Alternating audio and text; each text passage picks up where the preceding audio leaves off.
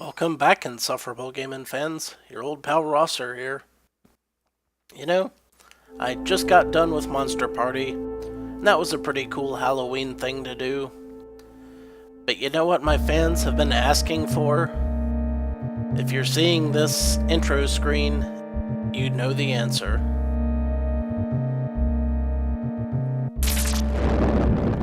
Super CastleVania 4. Or just CastleVania 4 on the Super Nintendo.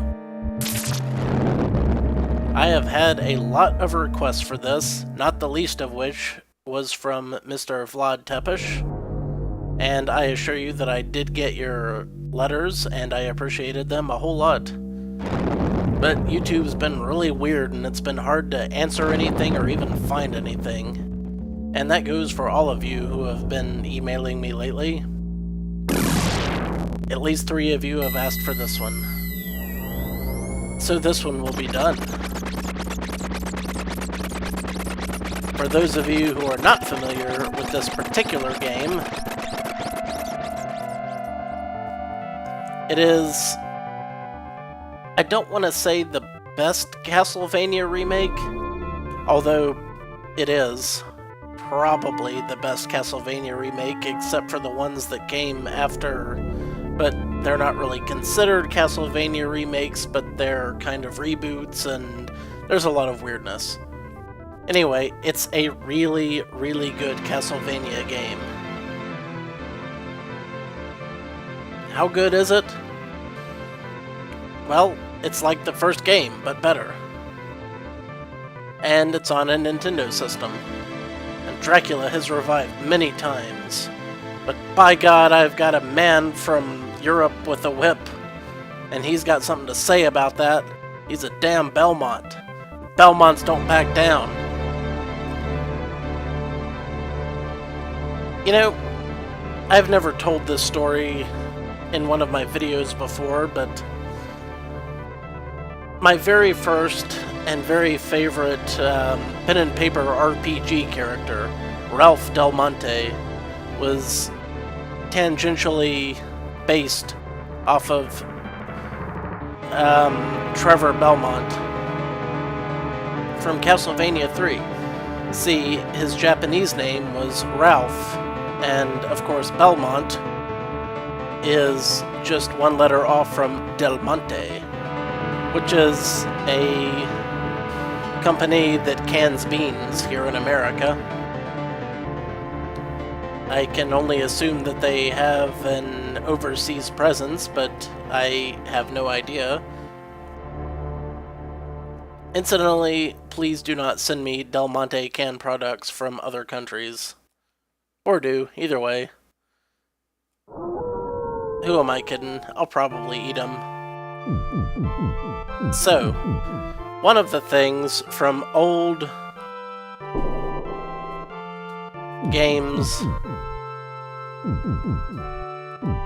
was in the Castlevania series was to make your name help me. I'm pretty sure that I went over this in a previous video, but I have no idea if that gives me anything on Super Castlevania 4. I don't know. But if it does, well then, by gum. Nope, looks like I have the exact same amount of lives I would anyway. So, what do we have on Castlevania 4? For starters, this is the first game where we can swing our whip about freely. Also, well, I'll show you once I get a sub-weapon. You throw your sub-weapon not by hitting up and attack, because that's how you attack up, and at various angles. No, you use your sub-weapon by hitting the R button, which was very new to the Super Nintendo at the time. To this day, it's been imitated by every other game system known to man. Sega didn't have shoulder buttons, and that's why they no longer make hardware. So ha ha, ha ha ha, Haha. Yeah. And we're about to start kicking ass, so just get in the mood right now. Because this shit's about to get off the hook.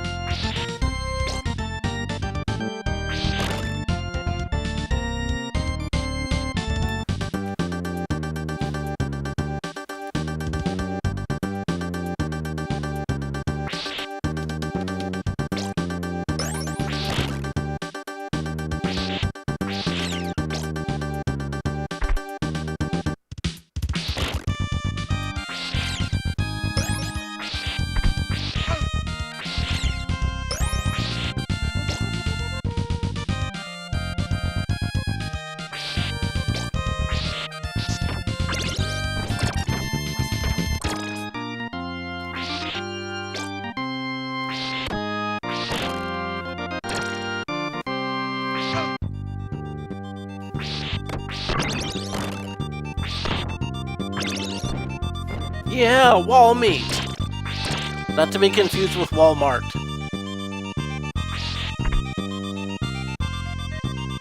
What are the points for? Who cares?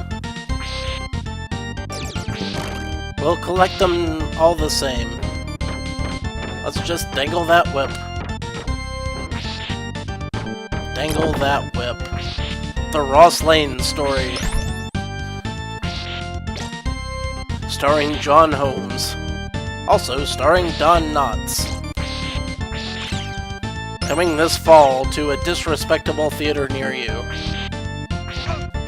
Oh! One thing I forgot about this version. Well, two things I forgot about this version. One, when you collect a sub-weapon, you've collected it. You can't get the old one back again, ever. Another thing, just because something falls off the screen doesn't mean it's gone. In previous CastleVania games, and this is pedantic trivia, so I don't know how many people are going to be interested in it, but if an enemy threw something off the screen, there was a good chance that due to the due to the memory limitations of the NES, it would be gone forever. But when the Super Nintendo came along, it was like, oh, we can just let things exist after they've been taken off screen. Take that, Bat. You'll not escape from me. I've had enough of your shenanigans, Mr. Club Guy. So, what does this run entail? This is actually a semi-blind run. I have never played this game all the way through. However, I have played the first couple of levels over and over again, because there was a time when all of my friends were like, wow, this game is awesome, and I'd go over to their house and I'd be like, yeah, this game kicks ass. So I'd play a few levels, and I'd play until I lost, and, you know, then we'd go do something else. Yeah, this is one of the last CastleVania games that still had multipliers. That block that had the Roman numeral for 2 on it, that means that I can throw 2 special weapons out at once. Which, with daggers, not that important.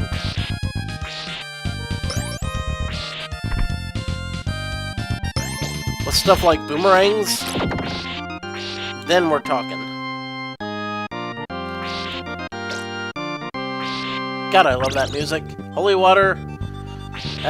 Probably shouldn't have... I see you up there.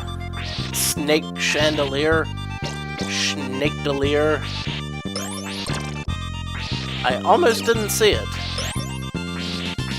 But then at the last second, I noticed it was there. I'll whip it, and whip it good. Yeah. Hell yeah. Oh, you can also duck walk in this game. I just remembered that because I saw those horse heads. Actually, I didn't see anything. I was just playing the game like normal, and I suddenly remembered that this is the part of the game where I usually remember to duck walk. I didn't remember why, but there was a good reason. Yosh! Ah! Whip the horse head! Whip the horse head! It be a floatin'.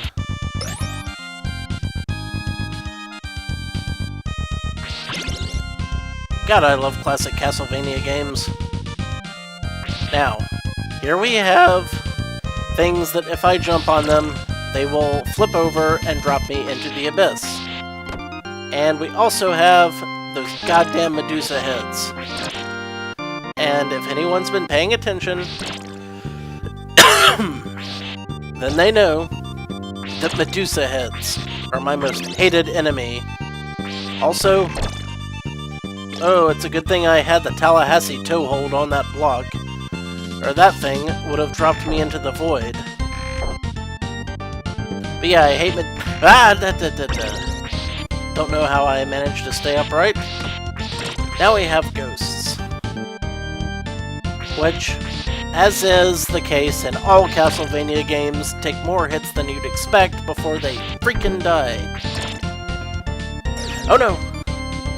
I saw that after I fell. It'll be alright. It'll all be alright.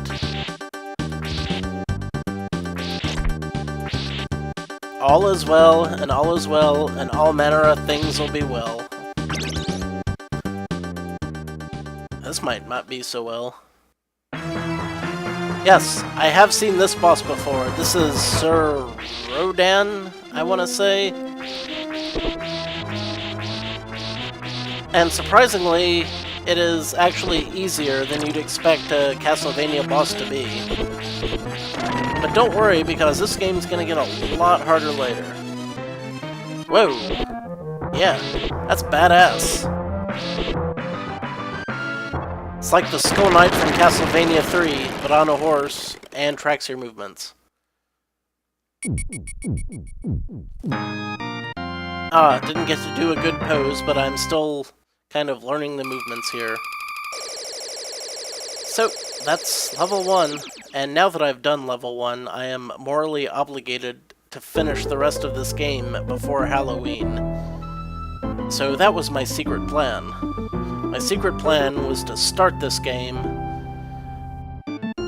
and then I would be forced by my own set of morals to finish it before Halloween and do kind of a thing, because Monster Party was cool and all, but I've been known to do CastleVania games. So CastleVania games is what I will do. But we will continue this next time. We've got a level 2 to go through. Until then, this is your old pal Rosser. Thanks for watching, and take a drink.